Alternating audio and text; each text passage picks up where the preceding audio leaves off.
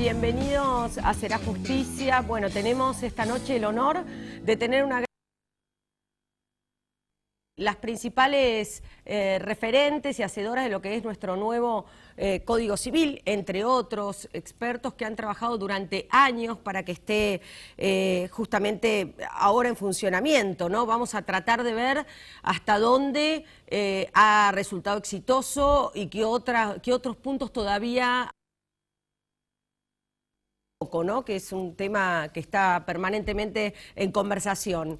Aída Kemelmacher de Carlucci fue jueza de la Corte Suprema de Mendoza. Para que ustedes se den una idea, cuando el kirchnerismo presentó los pliegos de los nuevos jueces para integrar la Corte Suprema, se hablaba muchísimo de Aída Kemelmacher de Carlucci como una de las candidatas. Finalmente ella siguió en la Corte, en el Tribunal Supremo de la provincia de Mendoza. Les decía que integró además este trabajo con el nuevo código, coautora del nuevo Código Civil y Comercial de la Nación. Ayer, 7 de marzo, fue reconocida como jurista relevante por la legislatura de la ciudad de Buenos Aires.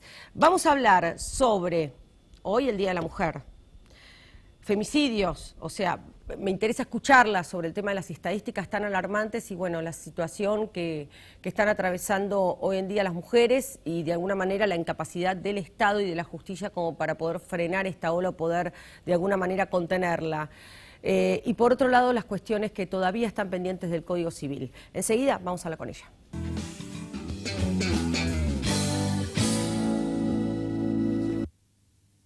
Cambiate a Ospose Integral. Gana tu salud, ganas vos. Ospose Integral. Compromiso médico. El Centro Médico Montserrat, por sus servicios médicos de excelencia en diferentes especialidades, obtuvo la distinción del ITAES, el instituto que acredita garantía de calidad médica.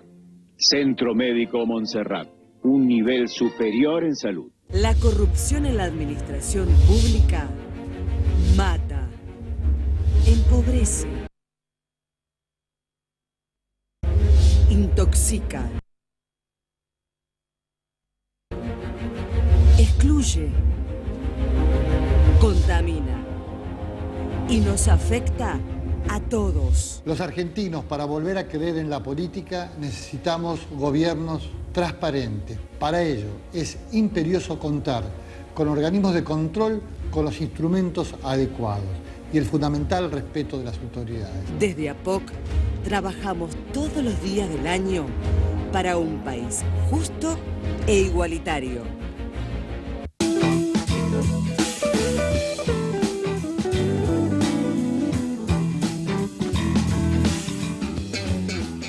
Muy buenas noches, doctora Aída Kemelmacher de Carlucci. Gracias por venir. No, gracias por esta invitación. Media postergada, pero... Postergada, porque ustedes saben que la doctora vive en Mendoza, entonces tenemos que esperar justo un día que ella esté aquí, que nosotros podamos tener estudio para poder hacer el reportaje. Coincidió con este premio que usted recibió ayer.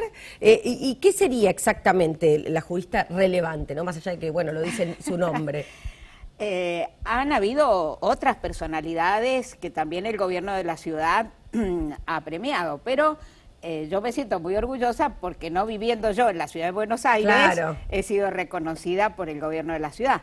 Y fue un actor realmente muy bonito y muy, podríamos decir, informal. Los que hablaron son todos amigos míos, así claro, que ¿qué iban a hablar? Hablaron todos. ¿Y Elena Hayton, la jueza de la Corte, estaba? También ella habló porque efectivamente con Elena no solamente hemos trabajado juntas en el anteproyecto del Código Civil y Comercial de la Nación, sino que nos une una amistad de muchísimos años. De toda la vida. Así que ella también habló, fue la primera que habló, fue todo muy lindo. Bueno, a propósito de la doctora Hayton de Nolasco, ustedes saben que ella lleva adelante la Oficina de Violencia Familiar en la Corte Suprema de Justicia, que funciona 24 horas. Ustedes en nuestro sitio web www.serajusticia.net tienen información sobre incluso dónde pueden acudir por cualquier situación de violencia de género. La verdad que el Día de la Mujer, uno más que poníamos en las redes sociales hoy temprano, más que flores, más que bombones, bueno, basta de femicidios, ¿no? Es un poco la consigna del día de hoy que tendría que ser todos los días.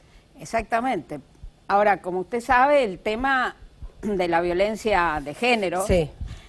No es un tema solo jurídico, No. Es un tema cultural, económico, social, etcétera, etcétera. Entonces, las respuestas que se pueden dar solo desde la perspectiva jurídica son absolutamente insuficientes porque son respuestas que no responden a lo que es el problema central. Sí, la problemática es más abarcativa. La problemática es muy abarcativa. Pasa algo así como con la niñez y la adolescencia.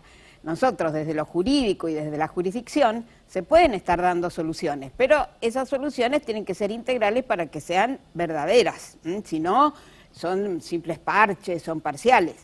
En estos últimos años, por supuesto, aún desde la justicia, se ha intentado ver este tema de género desde esta perspectiva total, pero no siempre la justicia está organizada para dar respuestas. Por ejemplo, en la provincia de Córdoba es muy interesante porque el Superior Tribunal de Córdoba organizó un sistema de refugio, de modo tal que cuando una mujer sufre en su casa violencia física, etcétera, etcétera, no solamente tiene el tribunal para disponer una medida Exacto. en los acercamientos, lo que fuese, sino que esa mujer puede, durante un tiempo prudencial, estar en un lugar seguro provisto por la propia jurisdicción. Pero no todos los poderes judiciales del país tienen recursos para organizar esto. Al principio, por ejemplo, incluso en la propia provincia de Córdoba, que siempre la ponemos como un ejemplo de buenas medidas, Exacto. Al comienzo la gente del interior de la provincia de Córdoba se quejaba de que esto era para los que vivían en la ciudad de Córdoba, pero no para los que estaban en el interior. Quiero mostrar con esto la dificultad que el caso presenta. Que hay en cada jurisdicción. Claro. No lo dudo. Ahora, ¿qué pasa con el tema de lo que vemos en materia de órdenes, por lo menos de los jueces, cuando se ordena una restricción perimetral? En los últimos días, de hecho este último fin de semana, la mujer que mataron de 17 puñaladas, que su ex la mató y que ya tenía 3 denuncias y 2 restricciones, 2 veces le habían ordenado la restricción de hogar, tengo entendido. Lo que vemos es que no se cumple, pero también sabemos que no puede haber un control, o sea, no puede haber un policía o En cada caso para ver si se cumple o no. ¿Cuál sería la alternativa? La dificultad de no solamente estos casos, sino de tantísimos casos judiciales, es siempre la eficacia de la decisión judicial. Claro. O sea, el tema de la eficacia de la decisión es fundamental.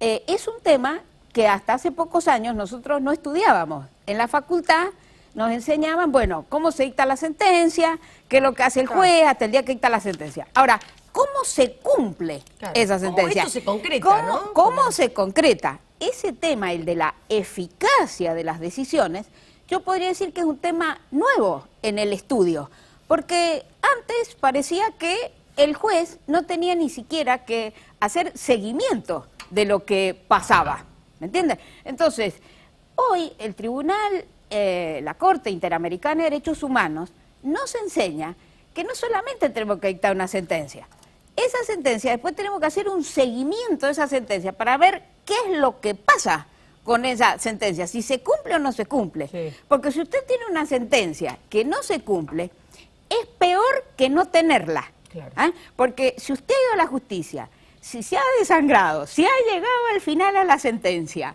y después esa sentencia no se cumple, más le hubiese valido a usted no ir a la justicia. Claro. Entonces, los temas de eficacia de las decisiones son muy complicados. El nuevo Código Civil y Comercial, especialmente en materia de familia, le da amplias facultades a los jueces para que tomen todas las medidas que en el caso cree que son las más eficaces. Por ejemplo, otros casos en los que muchas veces no se cumplen las sentencias, juicios de alimentos, que parece mentira, porque si hay algo que necesito es que se cumpla esa sentencia de alimentos.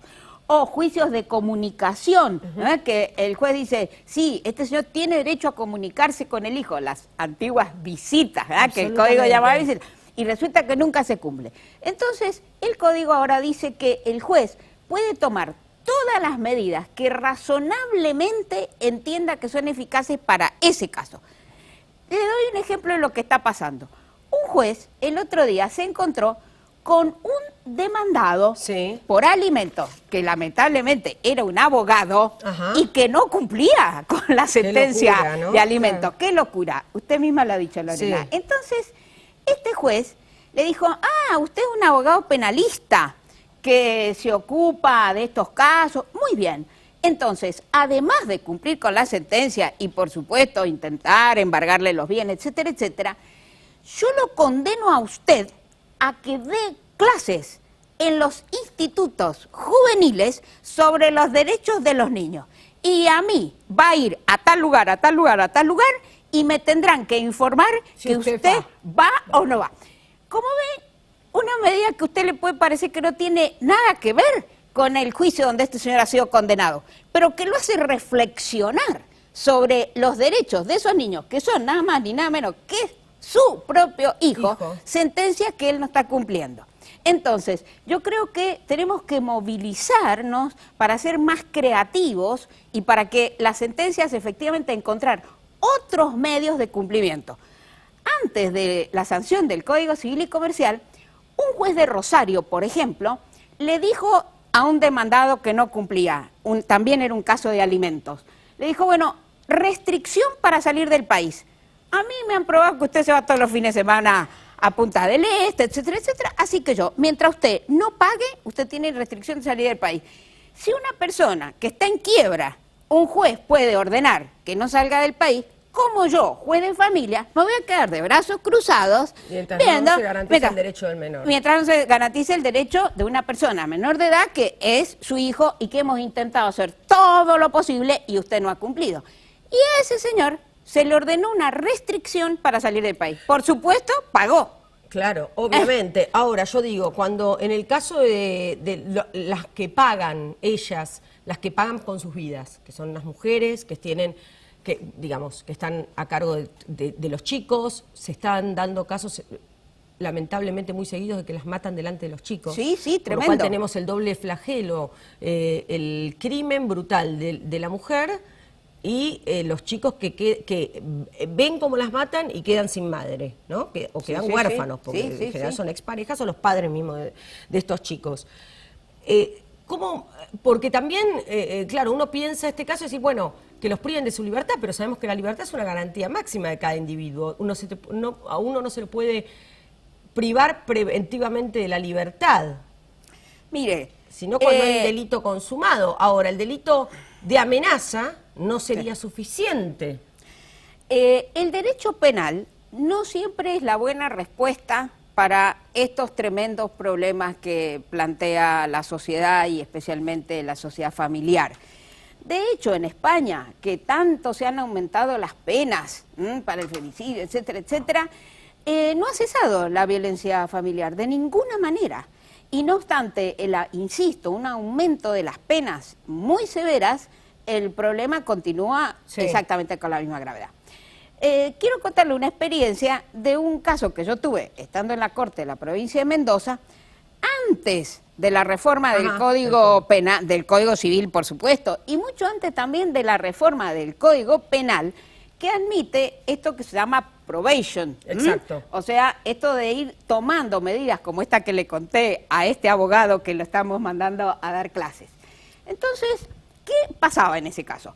El señor era una persona joven, de una cultura media baja, digamos, trabajaba también en tareas que no tenían permanencia, sino que a veces tenía trabajo, otras veces no tenía trabajo, y todo esto generaba en su casa, por supuesto, un sistema de violencia muy grande en su casa.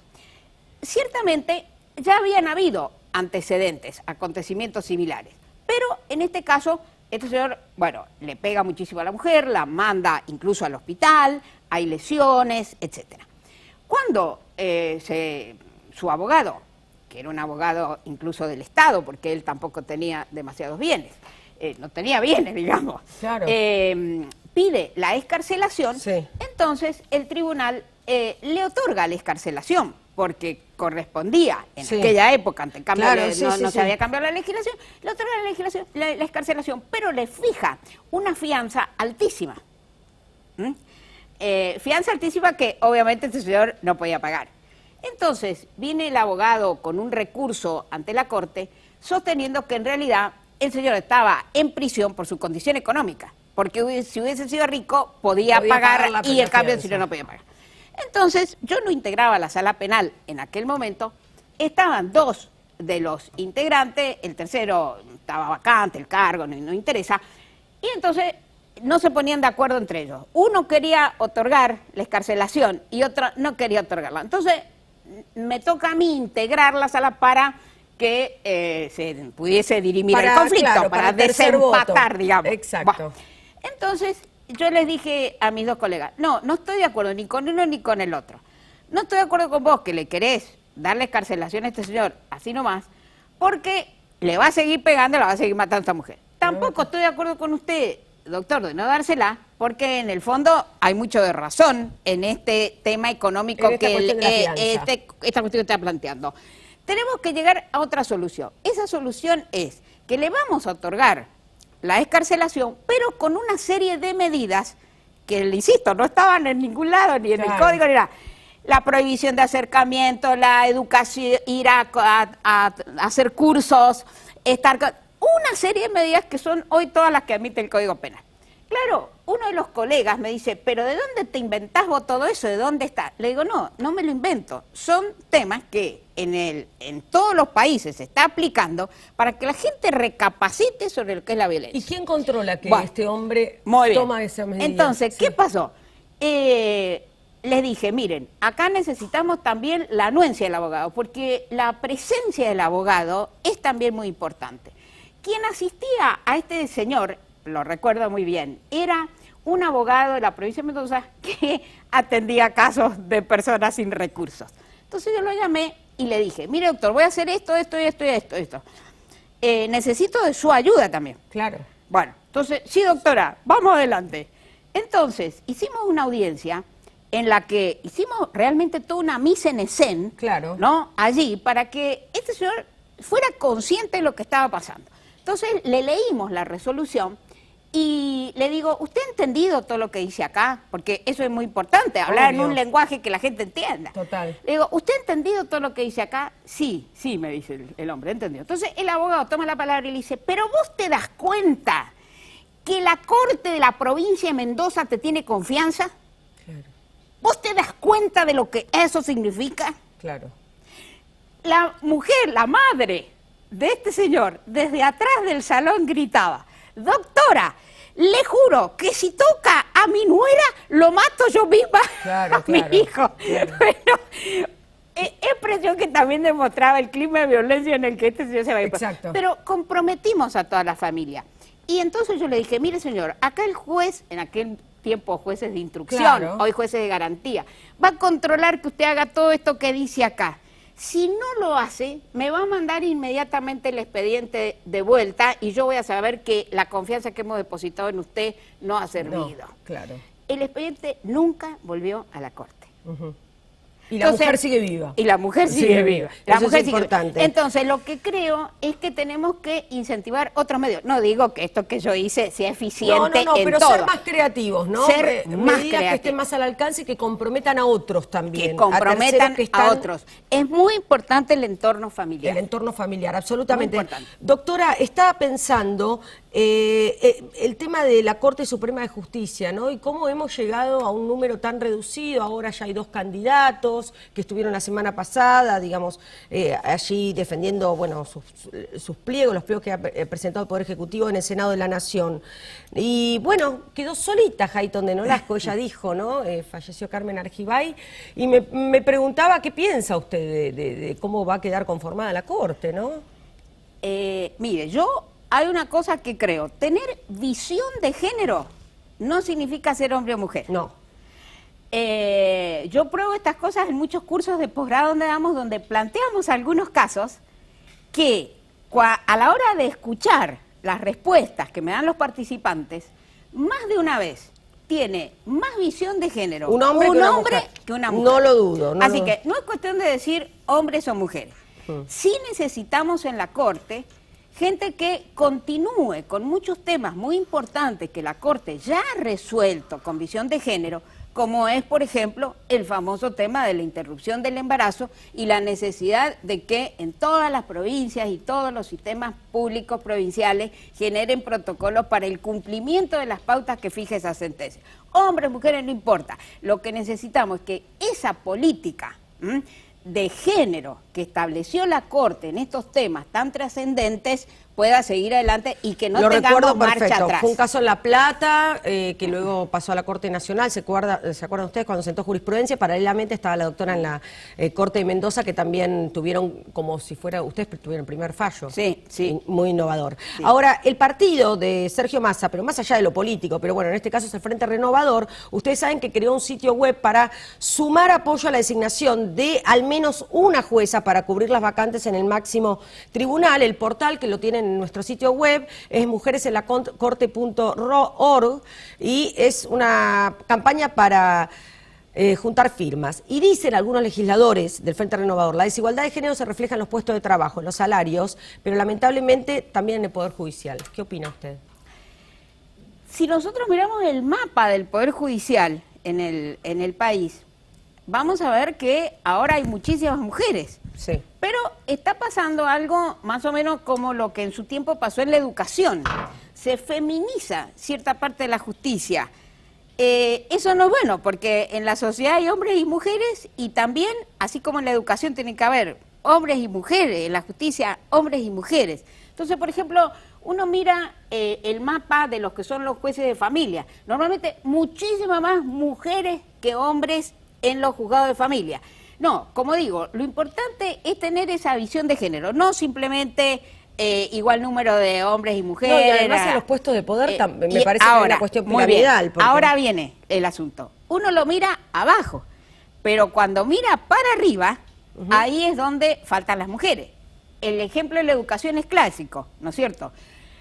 Prácticamente la educación primaria está en manos de las mujeres. Exacto, en nuestro país. Maestras. Pregunto, ¿cuántas ministras de educación han existido? Claro. ¿Ah? Entonces, usted tiene muchos sectores que están... Sí. Claro, hay muchos sectores que están feminizados, pero no en el cargo donde verdaderamente se toman las decisiones. Entonces, yo creo que este es un fenómeno, no me gusta hablar de cantidades. Yo siempre recuerdo a quien fue un querido amigo, gran intendente de la ciudad de Mendoza, que el doctor Víctor Fallat, lamentablemente fallecido, que también fue diputado nacional. Él siempre me decía, no, tenemos que llevar el cupo también a los jueces de la Corte. Y yo decía, no te preocupes tanto por ese cupo, hay que generar, ¿no es cierto?, esta conciencia de género para que esto se aplique y que se aplique bien, ¿no? Si Por usted... ejemplo, Carmen Argibay era una mujer estupenda. Sí, ¿cómo creó la Oficina de la Mujer? Que, bueno, es más fácil pensar que estando una mujer, y sobre todo de las características de Carmen Argibay, de Elena Hayton, suyas y tantas otras juristas importantes, es más fácil, es más directo.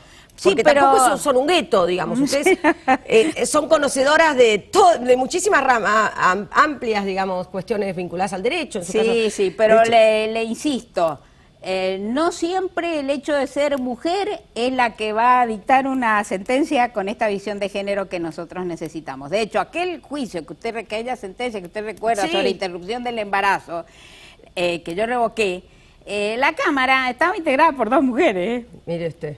Así y se apeló al alto tribunal. Tengo 2 minutitos para despedirla y la voy a sacar absolutamente de tema. Solamente quiero que me diga desde su lugar como una conocedora del derecho, pero como espectadora también, ¿cómo ve todas las cuestiones alrededor del caso Nisman? Mire, yo solamente quiero decirle lo siguiente. Nosotros tenemos que ser conscientes de que la Corte Interamericana de Derechos Humanos controla todo esto que está pasando. Recuerdo, por ejemplo, el caso Gutiérrez. ¿Quién era Gutiérrez? Gutiérrez era un comisario que fue asesinado hace ya... aduana paralela, hermano del Barba Gutiérrez, que es el intendente de Quilmes. Tal cual. Nosotros fuimos condenados por la Corte Interamericana de Derechos Humanos por no haber investigado suficientemente bien aquel delito. Bueno, esto tenemos que investigarlo bien.